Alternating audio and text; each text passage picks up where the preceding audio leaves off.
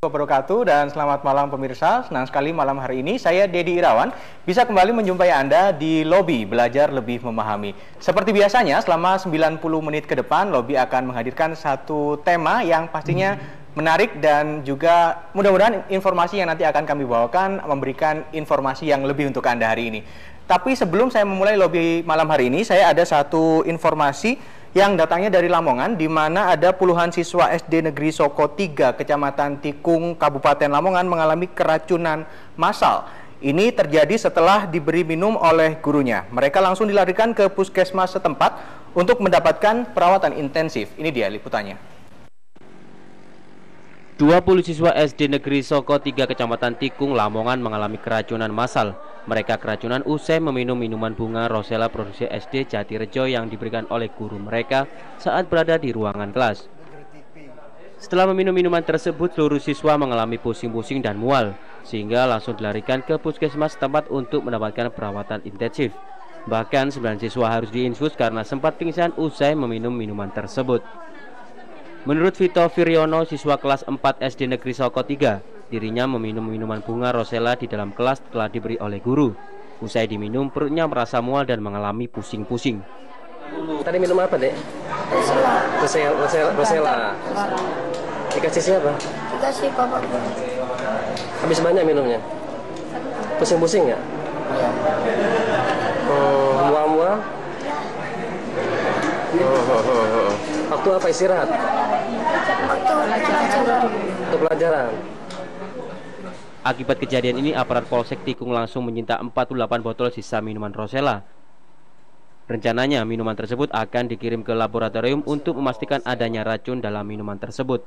Dari Lamongan, Heru Kuswandi, Arek TV melaporkan.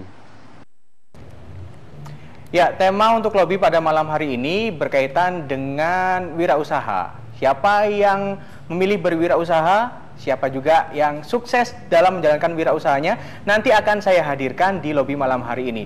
Nah, kita tahu UMKM ini sendiri cukup memiliki kekuatan yang cukup kuat dalam menghadapi krisis global yang terjadi di Amerika maupun belahan dunia yang lain. Termasuk di Indonesia, ini merupakan salah satu sektor real yang bisa dikatakan berhasil menyelamatkan perekonomian Indonesia dari krisis global. Nah, untuk membahas tema pada malam hari ini, saya lebih dulu akan memberikan cuplikan untuk Anda.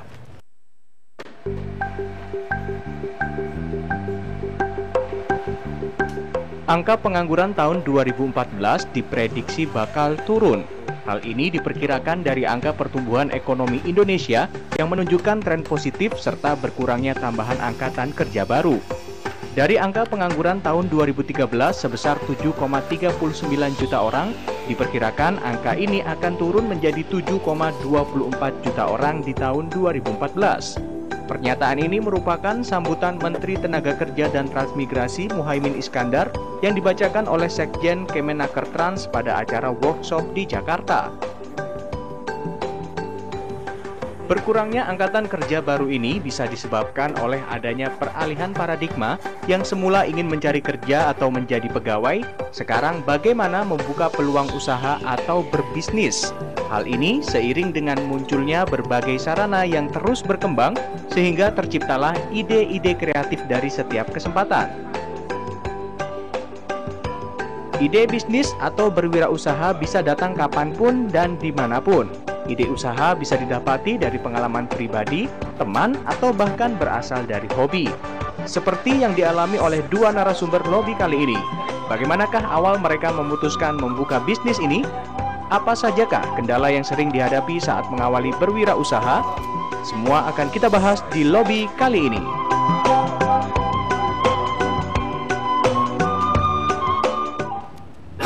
Ya, di segmen selanjutnya nanti akan saya hadirkan inspirator bisnis dan juga pelaku usaha. Namun Anda tetap bersama kami di Lobi Belajar Lebih Memahami.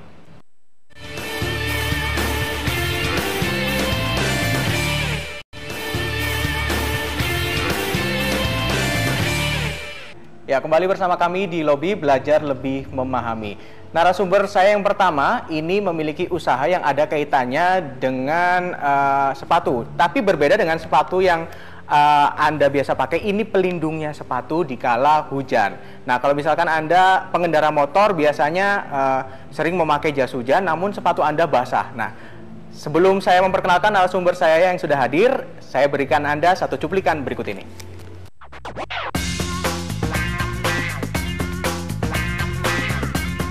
Muhammad Afif, seorang produsen jas sepatu ini mengawali usahanya dari sebuah pengalaman pribadi. Kejadiannya bermula pada tahun 2008 saat masih berstatus mahasiswa di salah satu perguruan tinggi swasta di Surabaya.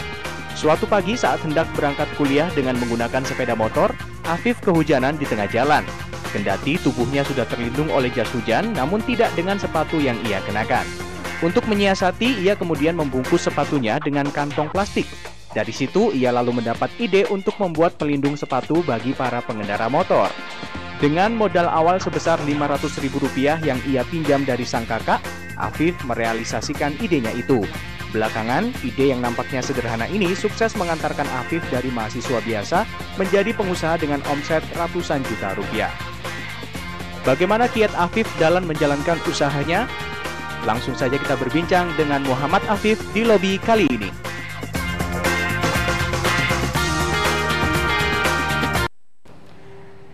Ya, itu dia profil narasumber yang akan saya ajak berbincang pada malam hari ini. Langsung saja kita berkenalan dengan Mas Muhammad Afif, ya. Benar? Apa kabar nih, Mas? Baik, alhamdulillah. Alhamdulillah.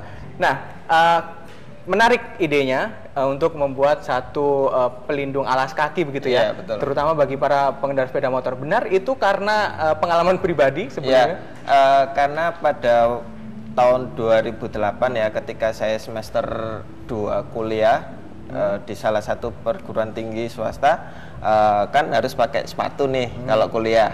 Terus mobilitas saya juga mengendarai motor, dan ketika hujan terkadang saya harus mencopot sepatu saya. Nah, kalau mencopot sepatu gitu pas berkendara kan nggak aman gitu, Mas. Kurang safety. Kalau terjadi cedera kan prosentasenya juga besar. Nah, makanya itu saya memutar otak saya bagaimana caranya agar sepatu ini bisa terlindungi. Awalnya ketika Anda mengalami kejadian itu ya, sepatu akhirnya basah begitu. Hal pertama yang terfikirkan kala itu apa? Memang langsung terfikirkan, kira-kira kalau saya berbisnis pelindung sepatu ini akan berhasil atau gimana? Apa kebayangnya waktu itu? Waktu itu ya sekedar coba aja lah. Kita istilahnya mengejawantahkan apa yang ada di pikiran kita ya. Maksudnya ketika orang itu melindungi dengan kresek kan gitu. Dilihatnya juga nggak bagus ya. Kita kan sering melihat ya itu ya, orang-orang pakai kresek gitu kan gitu ya. Lucu. Kadang-kadang kreseknya yang sebelah kanan merah, kiri hitam. Jadi kan kurang fashionable. Nah, akhirnya dari sana dibuatlah saya memutar otak, ya di sketch di kertas gitu, gambar jelek-jelekan.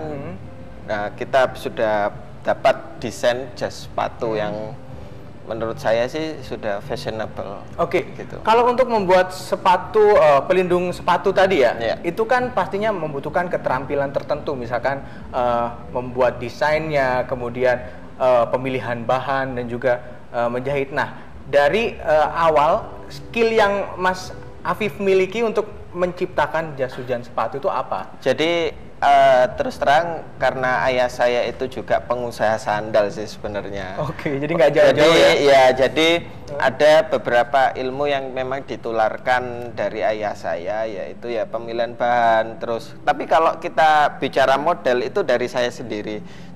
Tapi untuk pemilihan bahan karena saya masih amatir, nggak tahu apa-apa, jadinya ya tanya-tanya ke keluarga kakak dan ayah. Oke. Awalnya setelah terfikirkan ide untuk membuat pelindung sepatu tadi, langkah pertama yang dilakukan apa kala itu? Waktu itu ya bikin sampel ya, bikin sampel dan harus jadi itu sampel itu, dan waktu itu saya bikinnya beberapa pasang saja, Mas, dan kita sharing ke teman-teman. Waktu itu saya ikut salah satu unit kegiatan mahasiswa entrepreneur juga di tempat saya kuliah dulu ya. Jadinya ya dapat respons positif dan waktu itu sedang menggemanya program kreativitas mahasiswa. Kala itu okay. Jadi proposal bisnis yang bisa diajukan untuk mendapatkan dana dari pemerintah. Oke. Kalau misalkan Anda termasuk salah satu mahasiswa yang mencoba menawarkan produknya begitu ya dengan membuat proposal produk ke kampus untuk mendapatkan sumbangan kala itu. Responnya apa yang didapatkan kala itu?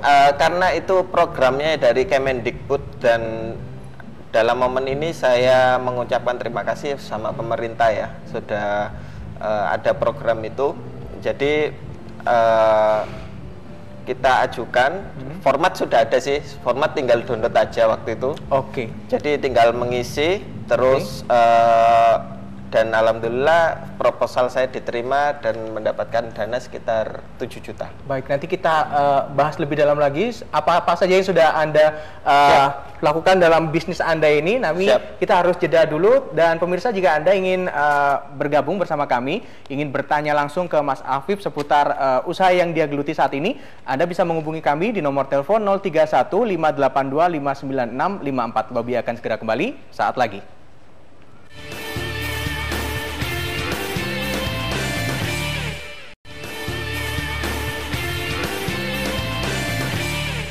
Kembali lagi di Lobby, dan tema kita pada malam hari ini berwirausaha siapa takut. Seperti Mas Afif ini yang tidak takut untuk berwirausaha, terbukti dari ide awalnya ketika sepatunya kehujanan. Mas Afif ini menciptakan satu produk yang cukup inovatif menurut saya. Mas Afif, tadi pengalaman Mas Afif sudah mendapatkan bantuan begitu ya. Kala itu ada berapa banyak pesaingnya di kampus Anda sendiri? Kalau waktu itu saya kurang tahu pasti, tapi yang jelas banyak karena itu sudah menjadi program wajib di kuliah. Jadinya setiap mahasiswa berkelompok ya waktu itu wajib apa istilahnya ide bisnisnya itu dituangkan dalam proposal itu. Kalau menurut Anda, apa yang membuat proposal Anda itu begitu menarik sehingga akhirnya Anda mendapatkan bantuan dari pemerintah? Saya mendapatkan testimoni dari teman-teman dosen maupun dari teman-teman Kemendikbud bahwa produk ini produk inovatif yang pertama. Yang kedua, belum banyak orang yang produksi jas hujan sepatu. Dan yang ketiga, produk ini layak jual. Dan saya yakin dengan populasi para pengendara motor yang ada di Indonesia itu sangat banyak, puluhan juta. Jadinya pasar yang akan kita garap itu sangat memungkinkan jas sepatu untuk booming. Oke, waktu itu Anda masih semester 2 begitu ya? Semester 2. Ketika Anda mencetuskan untuk memulai bisnis ini, kalau tidak salah Anda modalnya pinjam dari saudara begitu ya? Iya betul. Waktu itu sempat ada semacam keraguan mungkin, atau mungkin penolakan bahkan dari pihak keluarga tentang ide Anda untuk terjun di bisnis ini?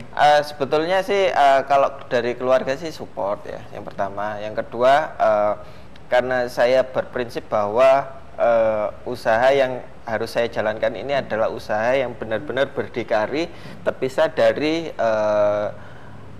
bisnis keluarga. Nah, dari situ saya berusaha untuk mendapatkan dana yang sudah ada di itu program-program Kemendikbud itu. Ya. Jadi kalau mahasiswa sekarang itu bilang usaha nggak ada modal, itu keliru. Bisa kita cari dana itu lewat program-program proposal bisnis seperti itu. Banyak sekali sekarang. Jadi Anda ingin mengatakan ke pemirsa di rumah mungkin yang mau membuka usaha baru tapi terpentok masalah modal, itu jangan khawatir begitu ya pesan Anda. Oke. Pada saat awal-awal Anda menerjuni bisnis ini, kendalanya apa? Kendalanya waktu itu yang pertama adalah pasar yang belum terbentuk. Jadinya dan kekurangan pengetahuan saya mengenai bisnis online itu menjadi salah satu faktor mengapa jas sepatu ya kalau 1 bulan dulu hanya 30 pasang terjual. 30 pasang ya kalau itu ya. Waktu itu kita jualnya door to door ya? Dari teman ke teman gitu. Kemudian strategi pemasaran akhirnya berbalik ke waktu itu booming Facebook ya. booming Facebook, jadinya kita beralih pemasaran ke Facebook. Nah, Itu awalnya. itu respon sangat luar biasa sekali. Anda unggah foto-foto di akun Facebook Anda, kemudian respon sudah mulai terlihat ya itu ya? Iya, betul, Oke. betul. Selain itu, selain menggunakan media Facebook, media apa lagi yang saat ini sudah Anda gunakan? Karena bisnis itu harus punya rumah, jadinya saya menganggap website itu sebagai toko ya. Oke, Toko etalase gitu ya. Oke. Jadi orang dari berbagai penjuru dunia, dari berbagai provinsi di Indonesia bisa mengakses produk jas sepatu itu. Oke. Sebagai seorang sarjana ekonomi begitu ya, mungkin sebagian masyarakat kita masih beranggapan bahwa setelah lulus kuliah kemudian mencari pekerjaan dengan gaji yang cukup besar begitu di satu perusahaan besar pastinya. Kenapa Anda justru memilih untuk berwirausaha? Oh, tampaknya ada pemirsa yang ingin bergabung bersama kita malam hari ini. Kita sapa dulu. Halo, selamat malam. Ya, selamat malam dengan siapa di mana? Halo? Iya Ibu, selamat malam. Ya, silakan langsung pertanyaannya Bu.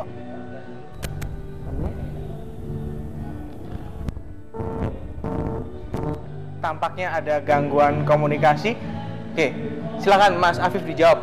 Kalau sebagian masyarakat kita masih beranggapan bahwa ada penelpon? Ya, oke. Tampaknya masyarakat kita masih beranggapan bahwa untuk bisa mendapatkan pekerjaan enak itu harus melalui pendidikan strata 1, kemudian kalau sudah selesai kita cari pekerjaan yang sesuai dengan jurusan yang diambil. Kenapa Anda justru memilih untuk berwirausaha kala itu? Karena yang pertama keleluasaan terhadap waktu ya. Memang kalau jadi pengusaha kan tidak terpentok oleh waktu, tidak terpentok oleh rutinitas yang menurut saya sangat-sangat mengekang keleluasaan ekspresi saya gitu. Jadinya salah satu faktor yang pertama ya keleluasan waktu, yang kedua kebebasan finansial. Kebebasan finansial. Kita berhak dan bisa mengatur income berapapun yang kita mau. Oke. Kalau dari kuliah yang Anda pilih waktu itu di bangku perkuliahan, dampaknya atau manfaatnya yang bisa Anda rasakan untuk bisnis Anda sekarang?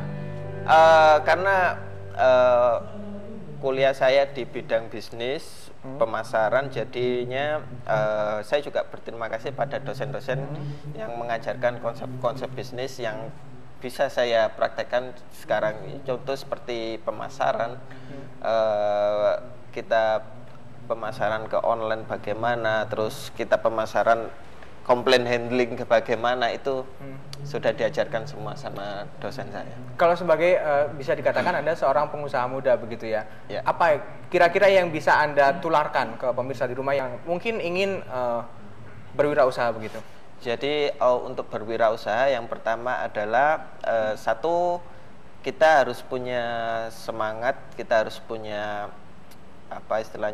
daya inovasi ya, untuk membuat satu bisnis yang benar-benar itu paling mudah untuk kita jalankan.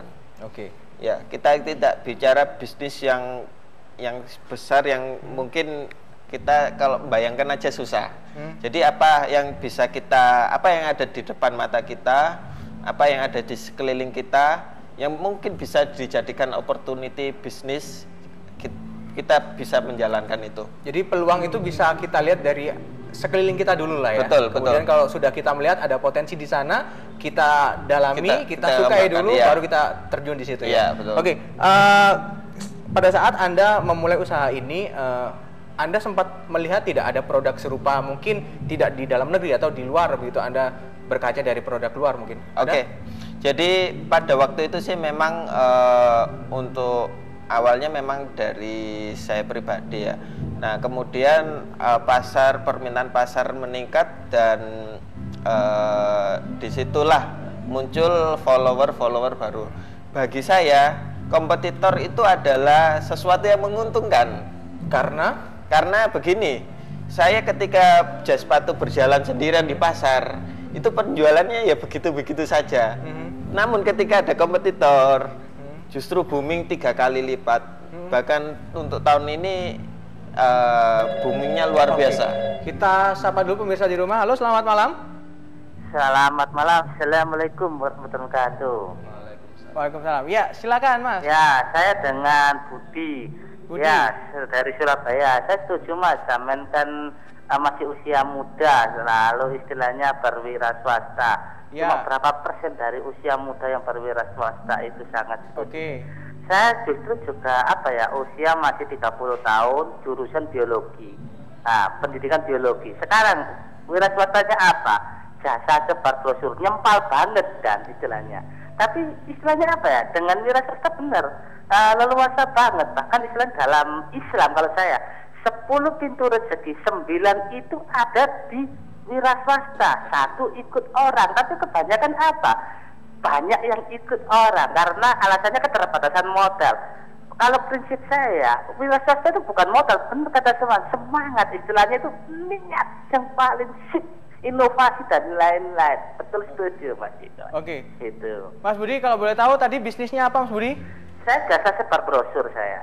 Oke. Sebar brosur ya. Jadi ya kecil-kecil jasa sebar brosur, alhamdulillah dalam 1 bulan insya Allah 5 juta dapat lah kayak gitu. Yang 5 juta itu kan resmi milik kita sendiri. Tapi kalau kita ikut orang, kan bisa kemana-mana. Kalau istilahnya dalam bahasa Jawa itu duduk manis 5 juta kayak gitulah. Itu Mas Budi, bisa kecil, belum kalau besar-besar. Itu. Mas Budi, bisnisnya sudah berjalan berapa lama ini Mas Budi? Saya ikut orang 4 tahun, sekarang 6 tahun jalankan sendiri. Jadi dulu kuliah kan juga sambil mengembangkan, jadi ikut orang terus lulus kuliah dilanjutkan sendiri, berdiri sendiri, istilahnya gitulah. Oke. Gitu. Mas Budi, ada yang ingin ditanyakan ke Mas Afif mungkin? Saya enggak tanyakan, cuma istilahnya saling menyemangati aja lah. Yang saya pesankan di sini istilahnya apa ya? Kaulah muda jangan takut kalau berbisnis. Istilahnya itu kalau dosen saya bilang itu, kalau kamu mau bisnis lakonon aja, kakek ngomong. Istilahnya gitulah. Oke. Gitu. Oke Mas Budi, terima kasih atas waktunya bersama kami. Selamat malam. Ya, Mas Afif sepakat nggak dengan sepakat Mas Budi sekali, tadi? sepakat sekali. Jadi memang harus action dulu lah. Kita bisnis juga kalau banyak blueprintnya. Kalau dulu Anda langsung action gitu ya bilangnya. Anda dulu membuat konsep sampai akhirnya ada aksinya itu jeda waktunya berapa lama dulu? Nggak lama, itu 1 bulan. 1 bulan? Iya, harus ada produksi ya di situ. Duit terus harus duit action. Oke. Kalau tadi Anda mengatakan Anda menyikapi kompetitor Anda itu malah senang begitu ya? Senang, benar. Keuntungan yang bisa Anda dapatkan dengan adanya banyak kompetitor apa Mas Afif? Salah satu kenaikan penjualan, Mas. Anda nggak Saya bersyukur sekali. menganggap itu adalah lawan bisnis Anda begitu, atau yang mengancam pangsa pasar Anda sendiri gitu? Kalau kita pikir gitu juga, kita juga malah pusing ya. Jadinya kita pakai kacamata kuda aja lah. Kita berpikiran lurus tanpa toleh kanan toleh kiri. Terus kita fokus sama produk kita. Kalau gitu. sampai saat ini produk Anda ini sudah dipasarkan di mana saja? Sudah seluruh Indonesia, dan tahun 2010 pernah ekspor ke Malaysia. Sempat ekspor ke Malaysia ya? Ya. Oke. Kita tahan lagi perbincangannya, nanti kita akan berbincang lagi dengan satu orang inspirator bisnis. Dan pemirsa, jika Anda ingin bergabung bersama kami, Anda bisa menghubungi di nomor telepon 031 582 59654. Lobby akan segera kembali sesaat lagi. Ya.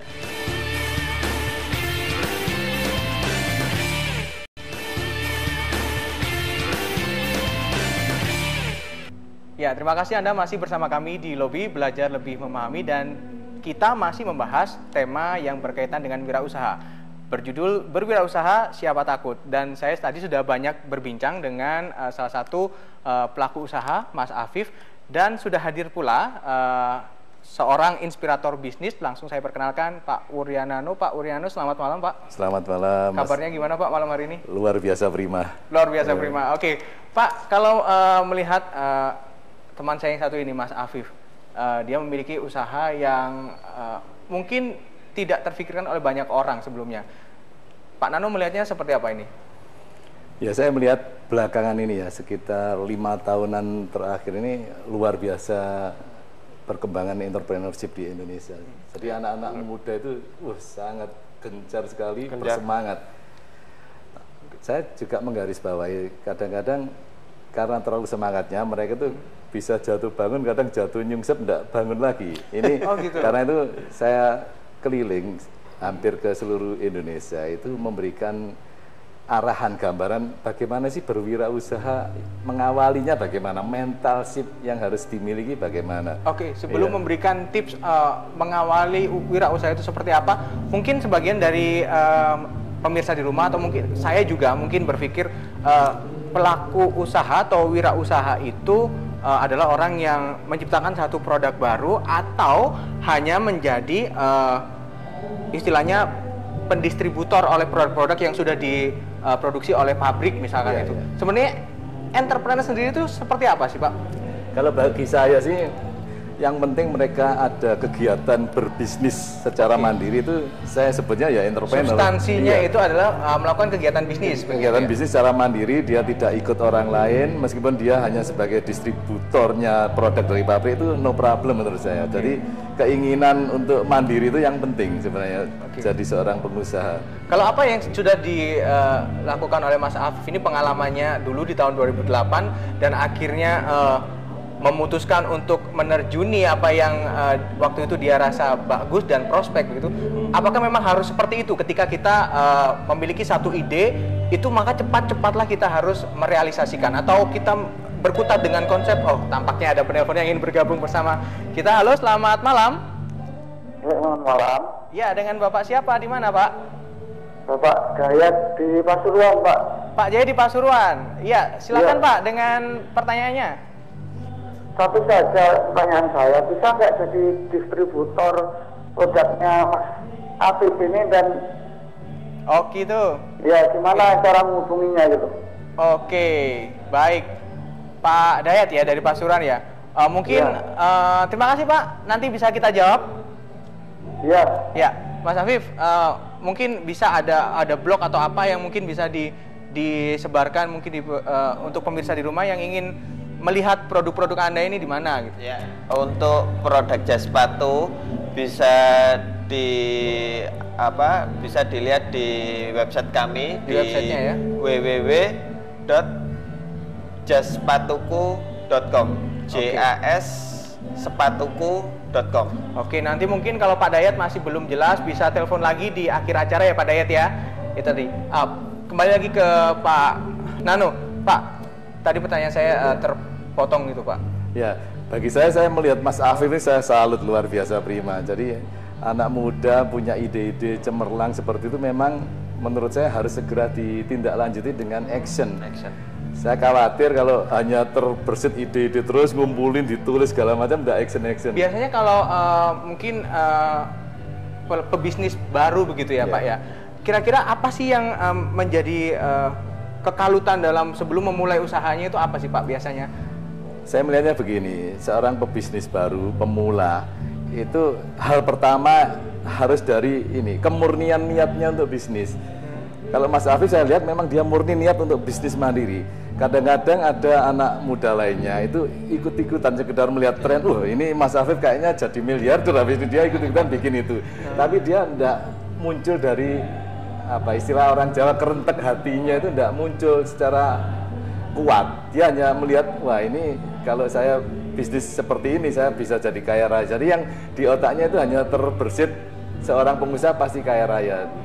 Nah, jadi itu langkah awal, harus murni niat di dalam dirinya, harus betul-betul dimurnikan dulu.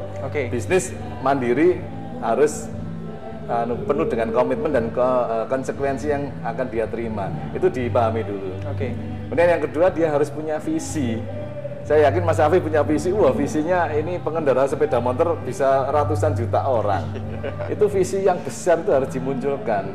Kalau orang hanya niatnya ikut-ikutan, tidak akan punya visi. Jadi itu harus boleh aja ya jadi follower, tapi tetap harus punya niat benar-benar mandiri dan punya visi yang besar.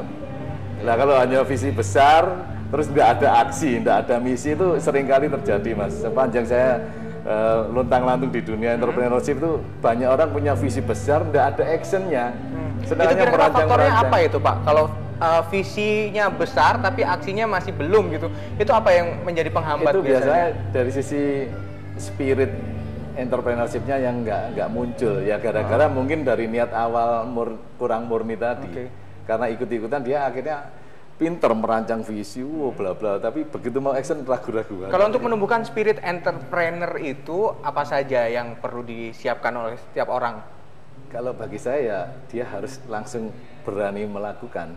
Jadi langsung sudah punya niat kuat, punya visi ya lakukan. Jadi menulis rancangan bagaimana jalan-jalan yang harus dilalui, bagaimana segmen pasar itu harus langsung dilakukan. Oke, kalau menurut Bapak lebih bagus punya ide langsung dikerjakan atau punya ide kita rancang dulu kurang lebih nanti kedepannya seperti apa plus minusnya baru aksinya belakangan. Lebih bagus yang mana kira-kira? Tetap harus ada perencanaan di awal, nggak mungkin lah ada sukses, benar. nggak akan ada sukses tanpa perencanaan. Jadi punya ide sudah dirancang, lah baru action ini. Jadi kalau tanpa perencanaan banyak sekali kan seminar-seminar motivasi bisnis, syukur harus bisnis, akhirnya dia jatuh dan tidak bangkit lagi, nyalakan yang seminar, pembicaranya disalahkan. Seringkali termotivasi keluar dari kerja, buka bisnis. Bisnis seperti masuk kamar mandi langsung masuk aja. Iya, kalau kamar mandi nggak ada ular, kalau jengking kan bahaya. Tapi ketika bisnisnya tidak berjalan sesuai harapan, menyesal begitu ya? Iya, menyesal. Bagi saya bisnis itu ya ibaratnya kayak menyeberang jalan. Jadi kita harus hati-hati, lihat tengok kiri kanan, ada mobil lewat enggak. Kalau kita bisnis asal jalan, tabrak mobil, mati sudah. Mas Afif mungkin ada yang ingin ditanyakan ke Pak Nano mungkin? Ya, saya ingin menanyakan Pak Nano ya, mengingat fenomena pandeminya apa istilahnya endemic entrepreneurship ini kan sudah luar biasa Pak. Jadi saya ada kekhawatiran sih Pak sebenarnya Pak. Maksudnya gini, ketika banyak motivator-motivator yang saya rasa itu karbitan gitu Pak ya, menularkan virus entrepreneur yang frontal gitu ke anak-anak muda yang belum terisi ilmu, itu bagaimana Pak? Oke, Pak Nano mungkin dijawabnya nanti karena kita harus closing segmen dulu. Dan pemirsa, jika Anda ingin bergabung bersama kami, Anda bisa menghubungi nomor telepon 031 582 596 54. Lobby akan segera kembali sesaat lagi.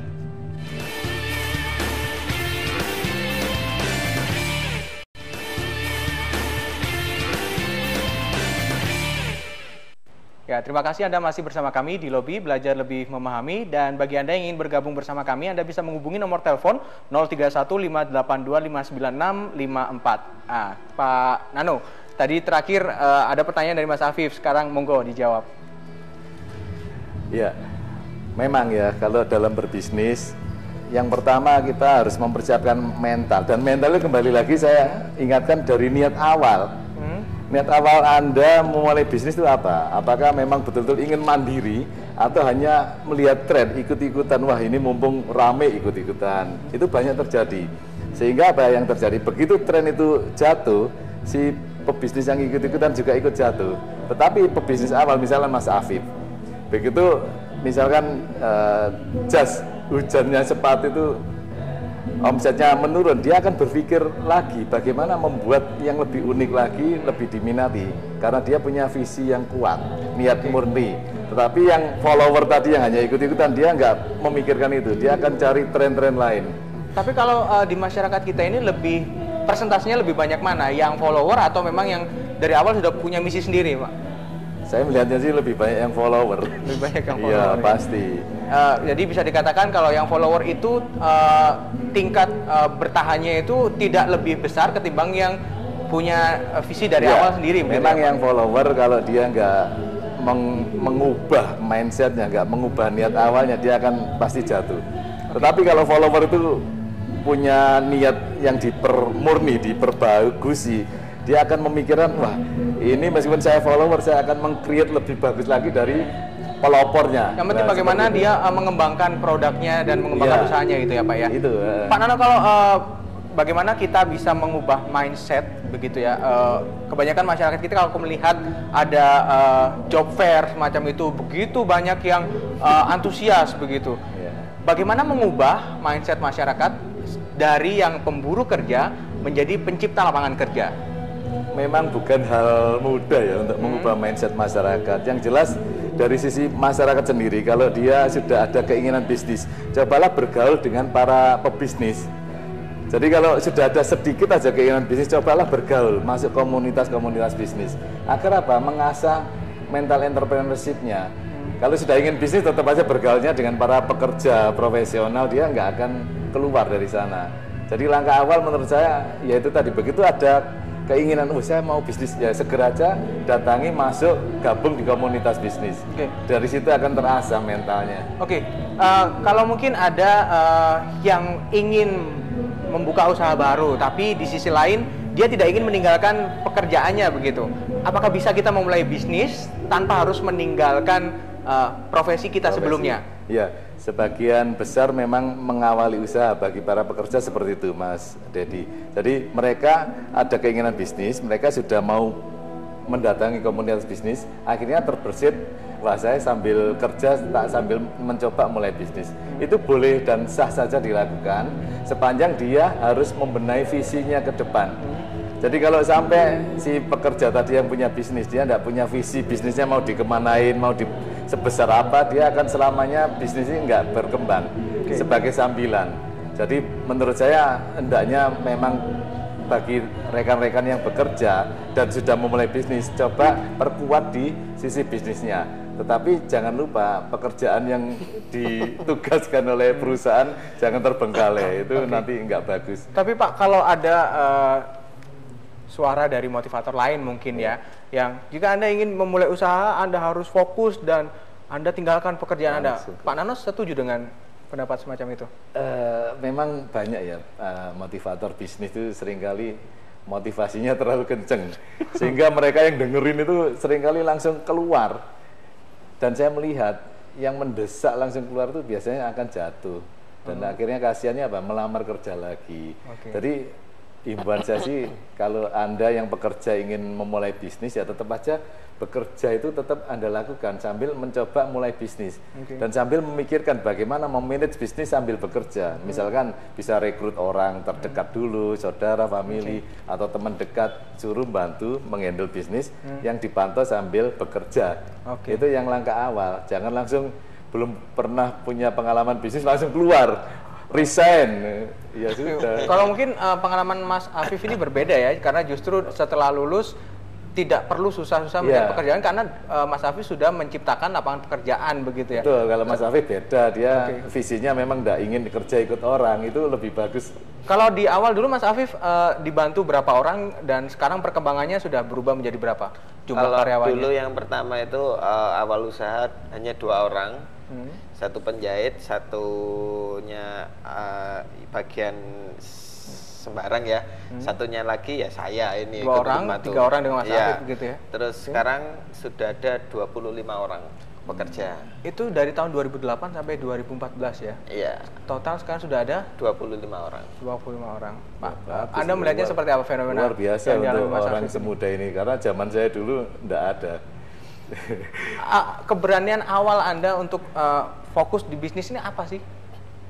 Ya karena memang saya sih sebenarnya nggak percaya ya bahwa orang bisa bisnis itu karena keturunan. Ya. Saya sebenarnya nggak percaya, tapi ketika saya lihat orang tua saya itu setiap harinya berwirausaha, jadinya ya yang di otak kecil saya ini juga tertanam terus. Akhirnya ya saya juga berpikirnya nggak ada pikiran bekerja di tempat orang lain atau bagaimana. Ya saya tetap mikirnya apa yang saya lihat keseharian orang tua saya dulu. Benar gitu, Pak Nano, seperti itu. Benar, lebih kuat adalah lingkungan. Makanya saya katakan kalau seorang pekerja sudah ada kerentek ingin bisnis, coba langsung masuk ke lingkungan bisnis, komunitas bisnis. Lingkungan itu sangat kuat pengaruhnya. Jadi bagi saya sendiri pun tidak ada turun-temurun kakek moyang saya itu pebisnis. Saya lah yang memulai bisnis sendiri, sehingga adik-adik saya pun termotivasi karena melihat saya sering bisnis loh, kok enak bisnis seperti itu. Nah, jadi lingkungan sangat berpengaruh, Mas Dedi. Pak Nano, bagaimana jika masyarakat ingin menjadi mitra bisnis begitu ya?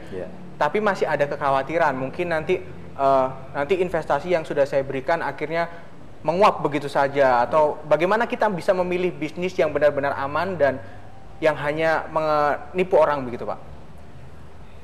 bagi saya itu tidak ada kok bisnis yang aman. Justru itu yang Semua ada membedakan. resikonya, Tidak ada satupun bisnis yang bisa dijamin aman. Tetapi kita memang perlu hati-hati, ini bisnis tipu-tipu atau bisnis asli. Ya datangi aja, real kantornya di mana, produknya apa, itu harus dicek benar. Tetapi namanya bisnis tidak ada yang aman sama sekali. Pak Nano, kalau untuk seorang pemula yang ingin memulai bisnis, bagaimana dia mengidentifikasi bisnis yang cocok untuk dirinya dan prospeknya ke depannya? Apa saja yang perlu dipertimbangkan? Kembali ke niat awal tadi. Jadi bisnis apapun sebenarnya cocok. Saya pun background dokter hewan. Saya memang ada peternakan, tetapi saya juga punya sekolah bisnis. Padahal background dokter hewan tidak pernah diajarin bagaimana manajemen sekolah. Ya, apapun itu, selama kita punya niat kuat, punya visi, kemudian kita rangkai dengan misi dan langsung kita tindak lanjuti, pasti jalan. Jadi tidak ada pilihan bintang ini tidak harus dicocokkan dengan tanggal lahir. Nah, ada. Perhitungan beton segala macam nggak ada ya? Nggak ada. Untuk saat ini, belum ada penelitian yang menyebutkan bahwa pebisnis ini cocoknya, kamu jangan bisnis di air. Seperti sepertinya ada pemirsa yang ingin bergabung bersama kami di sini. Kita terima dulu. Halo, selamat malam. Halo, selamat malam Bapak. Dengan Bapak siapa, di mana? Pak Haji Sentot, Pak. Iya Pak. Pak Sentot di Gresik. Pak Sentot di Gresik. Ya, selamat malam Pak Sentot. Silakan pertanyaannya. Ya, mohon maaf ini saya tanya ke Bapak gitu. Ini Pak, gimana untuk istilahnya itu menenangkan cara bisnis terbaik kepada anak sejak dini. Terima kasih. Pak. Belum jelas pertanyaan saya. Ya. Halo, sudah jelas pertanyaan saya. Gini Pak, saya bertanya kepada Bapak yang itu, Pak siapa itu yang lebih tua yang samping Pak Nano ya? Ya Pak Nano. Gini Pak, saya ingin tahu gimana caranya menanamkan jiwa bisnis ke anak sejak dini. Terima kasih Pak. Baik, itu saja Pak Sentot? Iya, itu saja. Baik, terima kasih Pak Sentot atas waktunya bersama kami. Ya, Pak, bagaimana menanamkan jiwa bisnis kepada sang buah hati? Kalau tadi Pak Sentot seorang pebisnis, itu mudah. Karena sehari-hari anak itu melihat orang tuanya berbisnis. Tetapi kalau Pak Sentot seorang pekerja profesional, maka hal yang harus dilakukan adalah memang Pak Sentotnya harus memberi contoh bagaimana sih membuat sebuah bisnis. Itu memang harus ada stimulusnya dulu. Selalu ya Pak? Ada, harus dari pihak orang tua. Orang terdekat. Ya, atau kalau anak itu sudah gede, sudah punya pemikiran sendiri, misalnya kayak saya, orang tua saya itu pekerja semua, PNS, pegawai negeri sipil, tapi saya punya pemikiran, saya nggak mau selamanya turun-temurun masuk jadi PNS gitu. Saya ada pemikiran, saya harus mandiri lah. Akhirnya yang terjadi apa? Saya kumpul-kumpul dengan orang-orang yang sudah bisnis waktu itu. Saya lulus dokter hewan itu tahun 89. Nah, di saat itulah saya berpikir bagaimana ya saya supaya nggak jadi PNS. Padahal saya sudah ditawari fakultas untuk masuk jadi dosen. Saya menolak. Akhirnya saya coba cari. Waktu itu sangat sulit mencari komunitas bisnis. Jadi saya ketemu orang-orang yang senang bisnis. Akhirnya ya sudah sering bercerita. Oh iya gini, belajar. Itu. Jadi langkah awal memang harus membuat lingkungan itu bernuansa bisnis. Pak Sentot tadi harus membuat di keluarganya harus bernuansa bisnis, entah bisnis apapun lah, mungkin dari kalau Pak Sentot bekerja mungkin dari Bu Sentotnya, cobalah memulai usaha apa, ngajak anaknya, jadi anak itu nggak dipaksakan dikasih cekokan dengan kata-kata aja, tapi diajak di lingkungannya, misalnya Bu Sentotnya buka depot seperti itulah, diajak anak-anaknya ke sana. Kita harus terima dulu penelpon berikutnya. Halo, selamat malam. Selamat malam. Ya, dengan Bapak siapa, di mana? Dari Bapak Jainal. Pak Jainal? Ya. Oke, silakan Pak Jainal. Iya. Ini Pak ya, saya mau tanya. Ini kan saya mau usaha buka restoran ini loh Mas. Iya. Ya, itu saya ada modal 2M. Oke. Iya. Ya, apa maksudnya itu gini Mas, saya itu takut spekulasi kalau rugi apa enggak gitu Mas. Jadi itu saya tuh gini, saya ada uang Mas. Ya. 2,2 M, 2.250 miliar. Ya. Cuman saya takutnya gini Mas, kalau saya usaha atau maju apa enggak, saya kan banyak saingan restoran gitu loh Mas. Nah, maksudnya gitu. cara ngatasi perasaan saya, maksudnya takut enggak itu gimana caranya Mas? Oke. Terima Pak kasih, Jainal, Mas. Pak Jainal, Ya Pak. selain memiliki modal yang cukup besar tadi, apakah Anda juga sudah melakukan banyak konsultasi begitu? Ya sudah, cuma saya itu maksudnya perasaan saya itu kayak takut rugi, takut saya banyak saingan gitu loh Mas. Berarti ini permasalahannya di Anda sendiri ya, Pak Jainal ya, Apa? sampai saat ini Ya, ya? Pak. Oke. Nggak, maksudnya cara ngatasinya gimana ya? Baik, Makasih baik. ya Mas. Baik, terima kasih Pak Jainal atas waktunya. Pak Nano nanti dijawab di segmen berikutnya karena kita harus closing dulu. Ya pemirsa, terima kasih Anda masih bersama kami di Lobi, dan jika Anda masih ingin bergabung bersama kami, Anda bisa menghubungi 031 582 596 54. Lobi akan segera kembali sesaat lagi.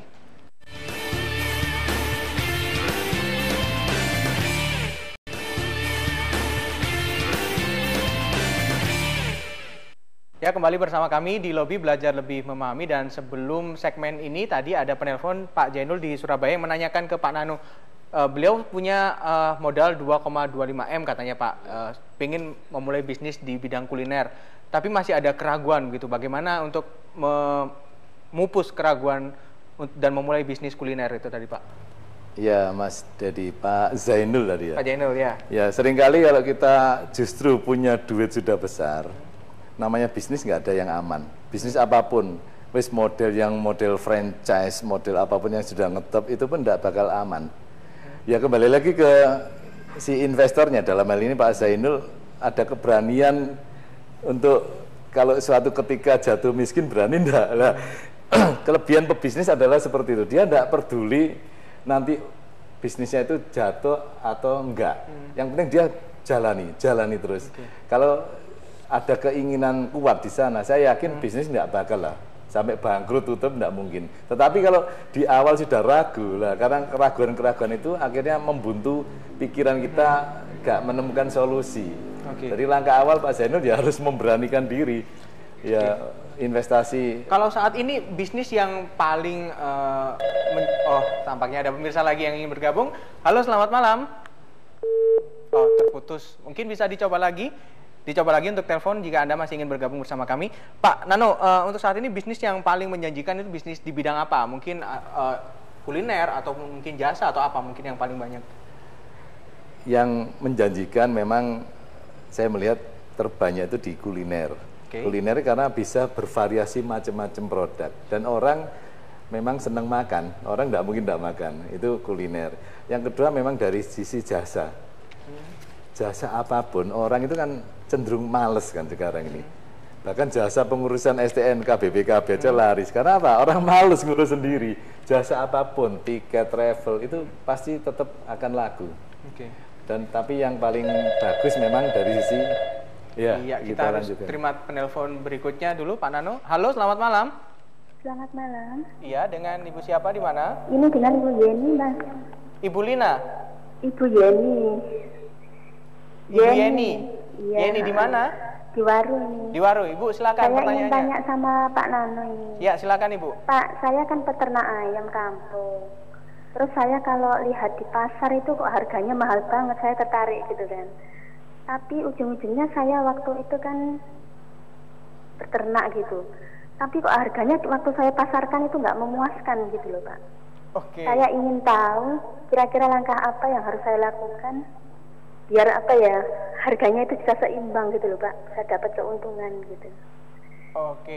Itu saja Ibu. Terima kasih. Ya. Pak Nano, ini keluhan dari Bu Yeni ketika dia mulai usaha ayam, harganya anjlok begitu.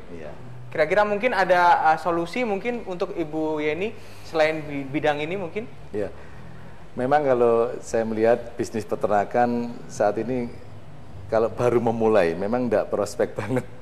Ya, terutama ayam kampung. Saya sendiri pun tidak pernah bisnis ayam kampung karena pertama ayam kampung itu ayam yang paling gampang diserang flu burung. Ya. Yang kedua memang dari sisi untuk memproduksi telur itu juga sangat sedikit. Kalau dijual daging pun kita akan rugi. Jadi serba repot. Makanya gejolak harga ayam kampung di pasar itu naik turunnya enggak jelas. Itu yang sulit diprediksi. Kalau bagi saya sih lebih baik nggak usah lah bisnis buka peternakan ayam kampung. Bu Yeni mungkin pikirkan bisnis yang lebih bagus lagi aja. Apa Pak?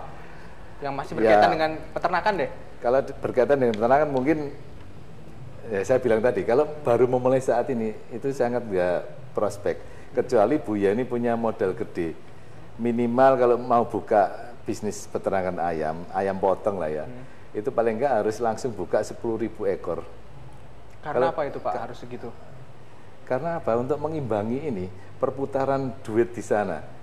Kalau kita panen 10.000, kita itu bisa masih mengcover biaya-biaya yang tak terduga. Tetapi kalau kita buka hanya 1.000 ekor, waduh setengah mati. Capeknya sama, ribetnya sama, kasus yang dihadapi sama itu akan berat. Jadi memang harus, bagi saya sih minimal memang harus 10.000 ekor. Tapi kalau nggak punya modal besar, mending nggak usah buka peternakan. Ini saya bukan berarti menjatuhkan mental, enggak, tapi itu kenyataan di lapangan. Kalau misalkan Ibu Yeni masih ada sedikit modal nih Pak, apa saran dari Pak Nano mungkin? Nah, Bu Yeni sekarang ini punya hobi apa? Itu ya, mungkin mencari hobinya mungkin dulu lebih ya. baik Bu Yeni kesenangannya apa? Kalau senang masak-masak ya coba aja buka resto atau buka depot. Catering lah. Iya, gitu catering ya, Pak. itu lebih menjanjikan karena saya bilang tadi bisnis makanan nggak akan mati. Ya, itu yang harus dilakukan. Kalau peternakan mending nggak usah dulu. Kalau bisnis makanan nggak akan mati, kalau Pak Nano melihatnya bisnisnya Mas Afif ini bakal mati nggak kalau nggak ada kaitannya sama makanan ini? Lah uniknya bisnis Mas Afif itu karena berkaitan dengan pengguna sepeda motor dan penjualan sepeda motor ratusan juta unit tiap bulan. Itu akan nggak mati kecuali nanti suatu saat sepeda motor nggak ada lagi. Tapi itu kan masih lama, nggak mungkin dalam 1 dekade, nggak mungkin. Jadi itu pasti lebih prospek. Tinggal nanti Mas Afif bagaimana meng-create agar tidak kalah dengan follower yang lebih hebat lagi. Oke, kita berbicara soal followernya produknya Mas Afif ini. Sempat melihat bagaimana produk yang dihasilkan oleh kompetitor lain yang notabene mereka adalah followernya Mas Afif begitu. Ya. Jika dibandingkan kualitas yang Anda miliki. Iya, kalau dari follower sendiri itu mungkin istilahnya bukan amati tiru modifikasi ya, tapi istilah Jawanya ya amati tiru plek ATP. Persis ya Mas ya. Persis plek. Jadinya ya nggak apa-apa ya, sudah itu sudah realitas bisnis, mau diapakan lagi Pak Nano. Jadinya kita berusaha untuk mempertahankan pangsa yang ada. Syukur-syukur kita bisa lebih ekspansi lagi dalam meningkatkan volume penjualan gitu. Kalau ini varian produknya selain awal mungkin jas hujan untuk sepatu, apalagi pengembangannya sampai saat ini Mas? Jadi untuk jas sepatu sendiri kita bagi 3 segmen. Yang pertama segmen premium, di situ solnya pakai sol karet. Yang kedua yang biasa, yang ketiga segmen untuk junior, untuk anak-anak gitu. Yang berikutnya kita create cover motor, cover bag, sama safety belt buat gendongan bayi ketika berkendara itu kan biasanya orang-orang dipegang gini aja atau kalau nggak gitu pakai jari. Kalau untuk minat masyarakat sendiri yang paling besar terhadap produk Anda yang mana ini Mas? Yang tetap yang jas sepatu. Tetap jas sepatu juga penjualannya ya alhamdulillah cukup memuaskan ya. Pak Nano mungkin kalau melihat bisnis yang dijalankan oleh Mas Afif ini bisa dikembangkan menjadi apa lagi yang sudah dicapai saat ini, mungkin Pak Nano melihatnya bisa menjadi seperti apa lagi nih ke depan? Kedepannya mungkin apa yang diutarakan Mas Afif tinggal di marketingnya aja. Ide-idenya sudah sangat cemerlang ya, bisa berubah macam-macam, tapi tinggal bagaimana Mas Afif menguasai pasar. Itu aja saya pikir. Jadi kreativitas di penguasaan pasar, karena pasti follower Anda luar biasa banyak pasti. Banyak pasti. Pak Nano, kalau melihat saat ini kan apa mungkin bisa kurikulum pendidikan kita diubah begitu? Kalau selama ini fokus di bisnis ini kan hanya didapatkan di perguruan tinggi. Apakah mungkin bisa masuk di SMA mungkin atau dari SMP mungkin bisa ditanamkan, dimasukkan dalam kurikulum? Apapun ini sebenarnya bisa, tinggal tergantung pemerintah. Jadi decision maker dunia pendidikan Indonesia maunya apa? Sekarang kan yang sudah masuk kan di SMK ya. SMA pun baru dipaksa-paksain, tapi masih belum masuk secara yang resmi. Memang fokus di SMK ya, gitu ya Pak? Baru SMK.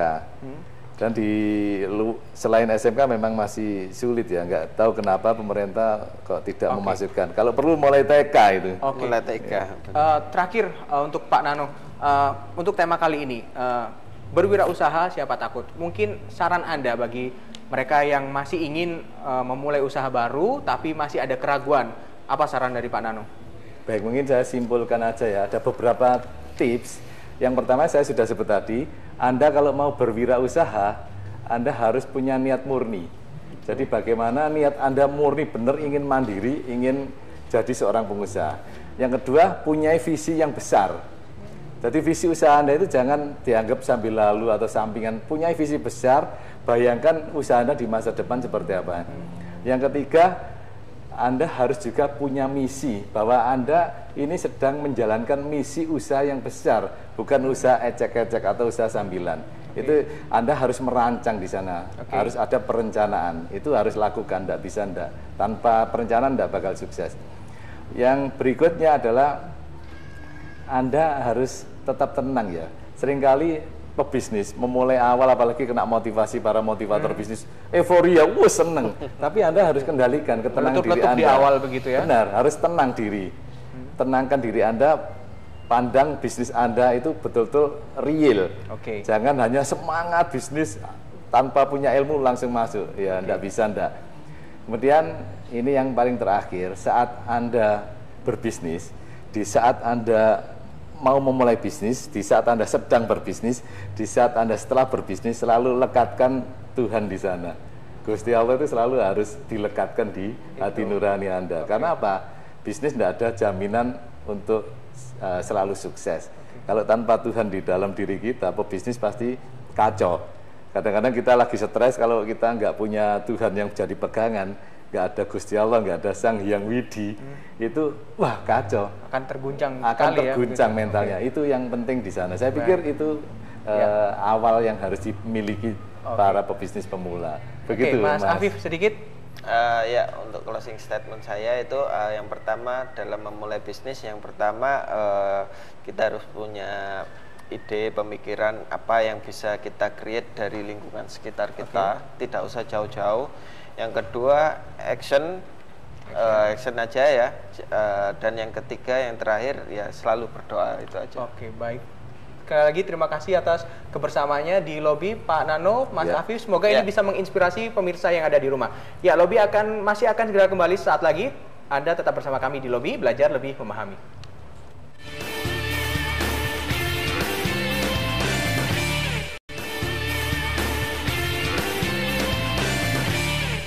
Ya, Anda masih bersama kami di Lobby, belajar lebih memahami, dan di tangan saya sudah ada beberapa berita yang saya terima langsung dari meja redaksi Arya TV. Yang pertama ada informasi seputar kecelakaan yang terjadi di Juanda. Muhammad Rafi, 3 tahun, korban tewas kecelakaan di Terminal 2 Bandara Juanda, Surabaya, dibawa ke Rumah Sakit Dr. Sukantyo Cahya di kawasan Lanudal, Juanda, Surabaya. Ibu korban menangis histeris dan pingsan saat jenazah korban akan dimasukkan ambulan untuk dibawa pulang ke rumah duka di Madura.